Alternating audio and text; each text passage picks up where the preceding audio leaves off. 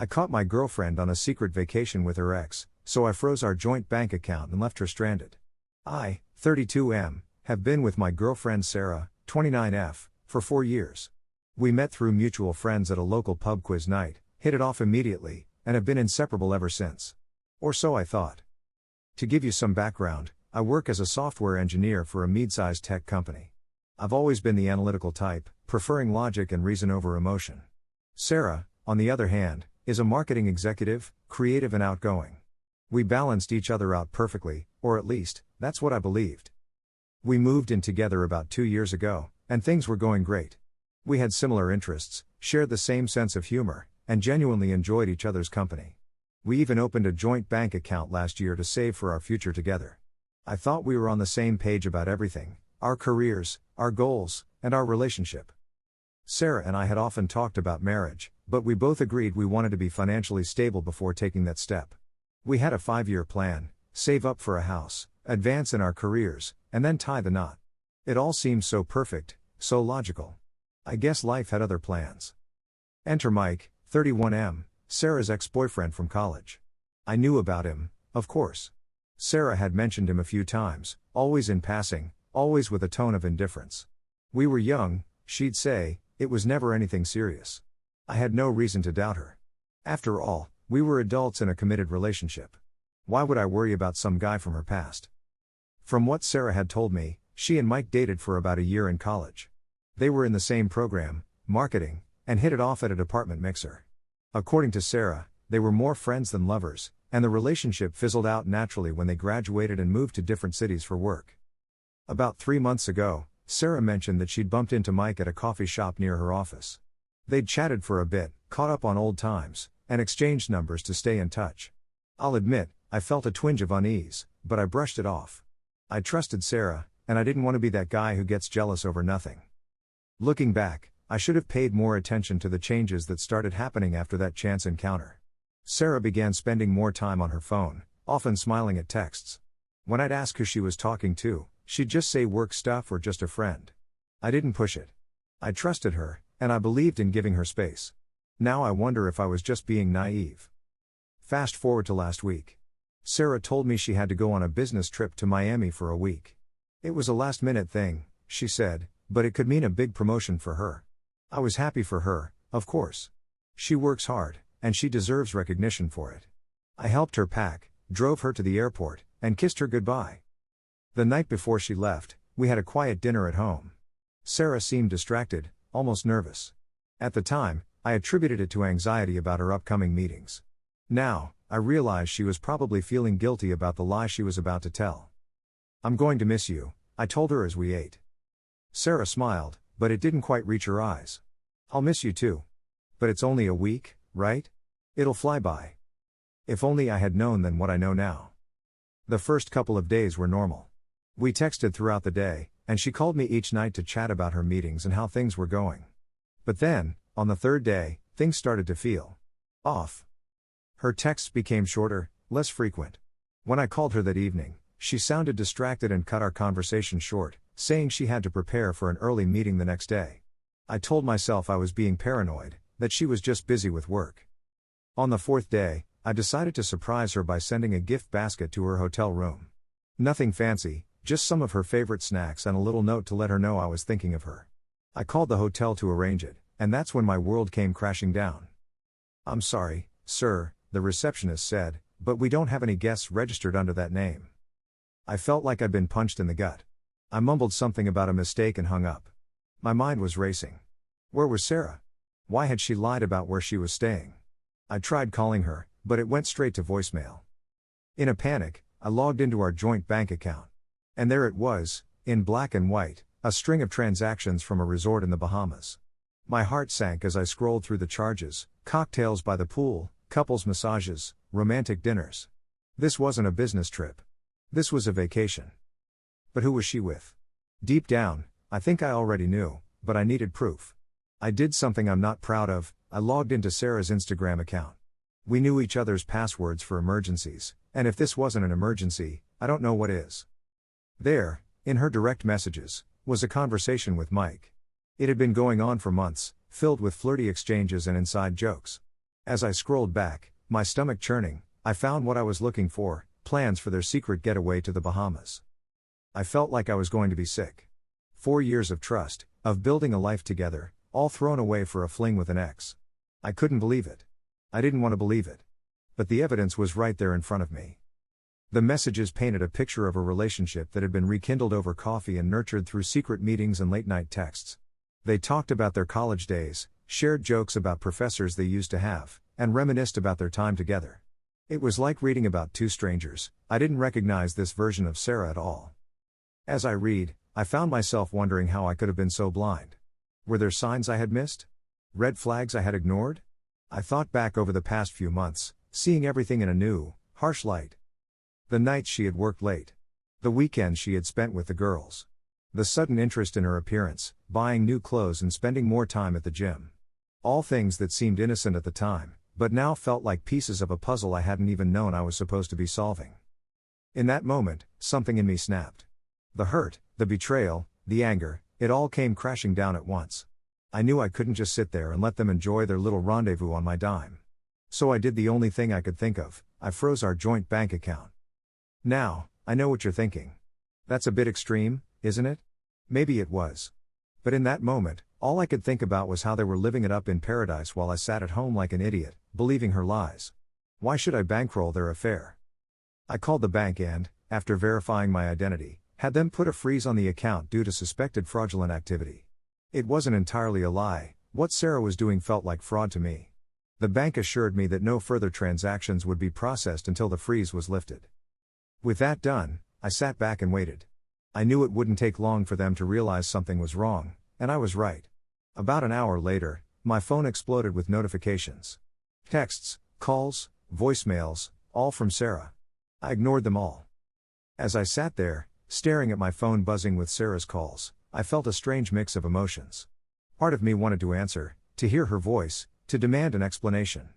But another part of me, the part that was hurt and angry, wanted her to suffer, to feel even a fraction of the pain I was feeling.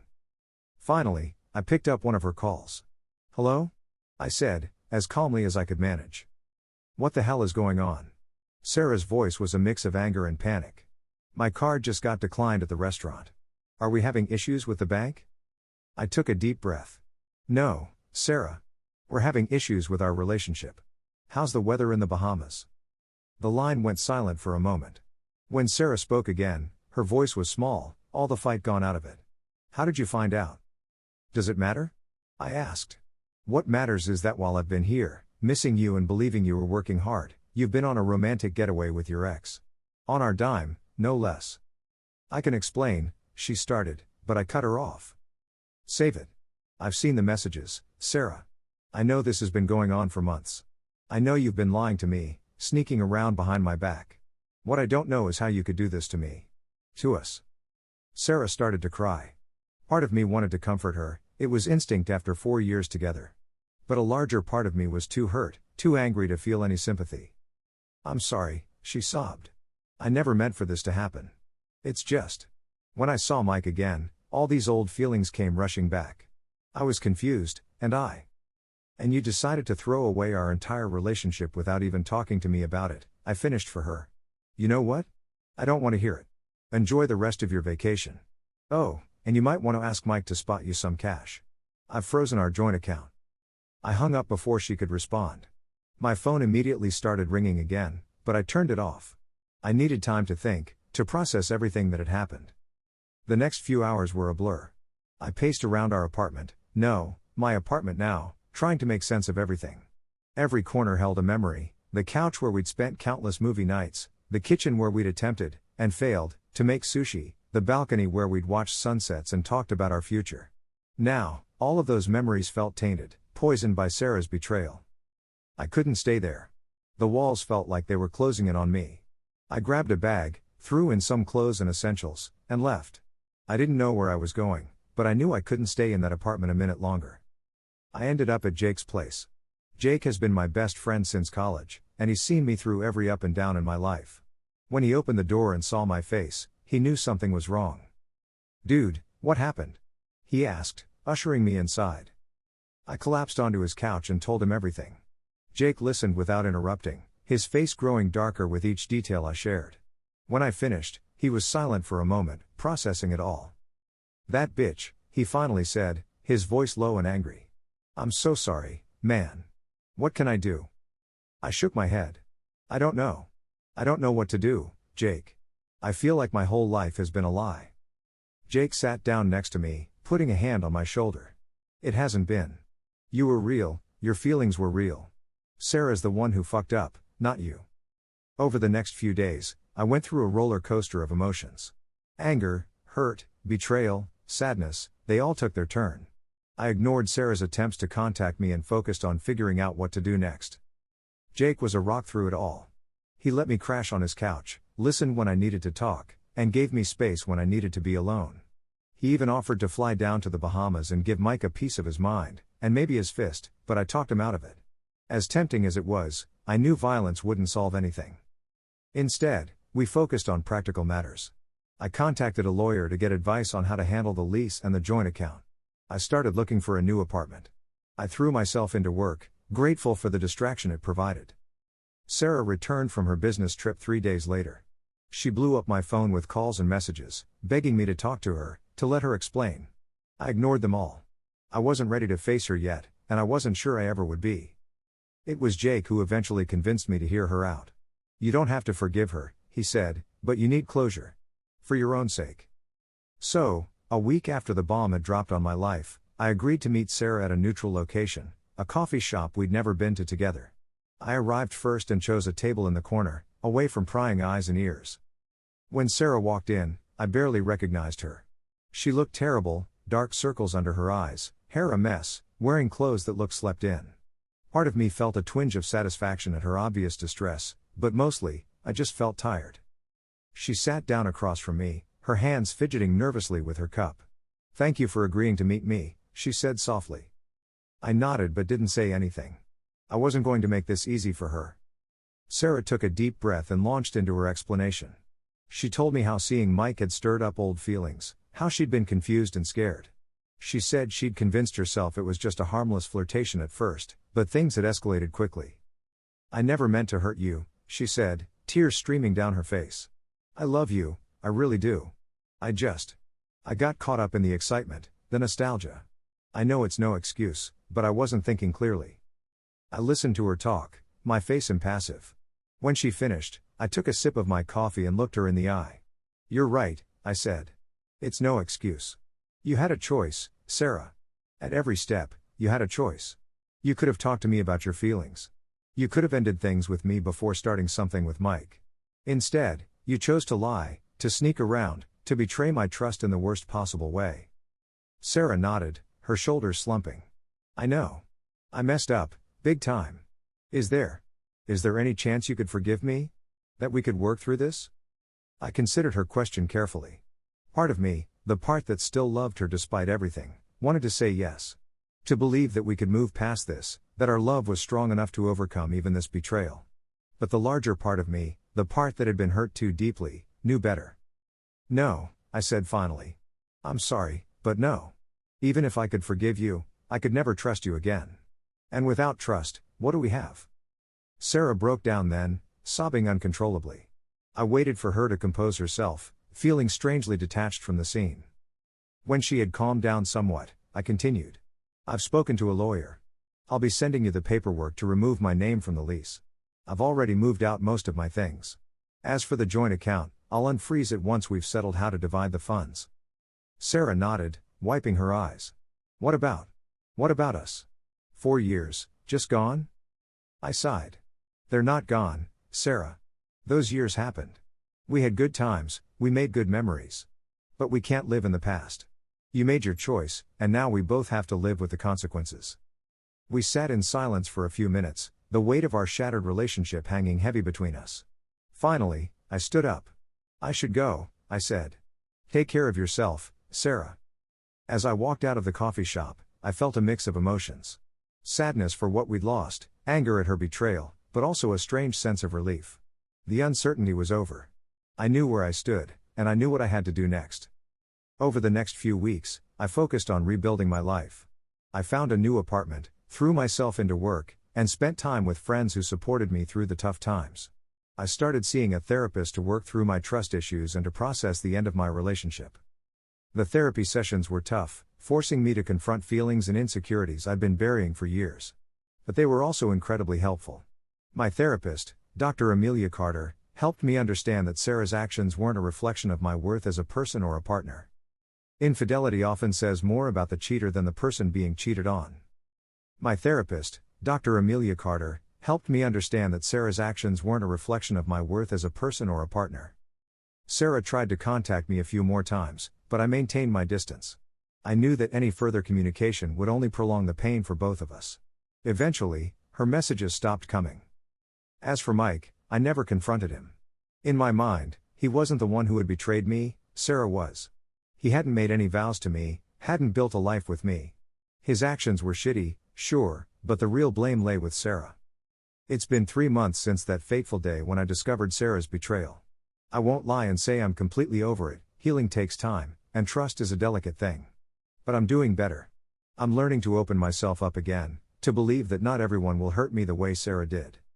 I've thrown myself into new hobbies. I've taken up rock climbing and joined a local book club. These activities have not only kept me busy but have also introduced me to new people who know nothing about my past drama. It's refreshing to interact with people who see me as I am now, not as Sarah's ex or the guy who got cheated on. Looking back, I don't regret freezing the bank account. Was it petty? Maybe. But it was also a way for me to take back some control in a situation where I felt utterly powerless. It was a way to say, you can't use me like this and get away with it. To those of you out there who might be going through something similar, I want to say this: it gets better. It might not feel like it now, but it does. You're stronger than you know, and you deserve someone who will love and respect you completely. As for me, I'm taking things one day at a time. I'm rediscovering who I am as an individual, not as half of a couple. I'm learning to trust again, not just others, but myself and my own judgment. And who knows? Maybe someday I'll be ready to open my heart again. But for now, I'm focusing on healing, on growing, and on building a life that makes me happy. If there's one lesson I've learned from all of this, it's that life is unpredictable. You never know what's around the corner, good or bad. All you can do is stay true to yourself, surround yourself with people who genuinely care about you, and face each day with as much courage and integrity as you can muster. Thanks for reading, Reddit. Writing this out has been cathartic, and if my story helps even one person feel less alone in their struggles, then sharing it will have been worth it. Stay strong, everyone. Life has a way of surprising you when you least expect it. Edit. Wow, this blew up overnight. Thank you all for your kind words and support. I'm overwhelmed by the responses and will try to answer some of your questions when I have a moment. To those sharing similar stories, my heart goes out to you. We're all in this together, and we'll get through it. Edit 2, to address some common questions. 1. Yes, I've changed all my passwords and secured my accounts. 2. No, I haven't heard from Mike. I don't expect to, and I prefer it that way. 3. For those asking about legal repercussions of freezing the account, I consulted with a lawyer before doing anything. Since it was a joint account and I had concerns about fraudulent activity, I was within my rights to request a freeze. 4. To those suggesting I should have cleaned out the account instead, while the thought crossed my mind, I didn't want to stoop to that level. I'm trying to take the high road here. Thanks again, everyone. Your support means more than you know.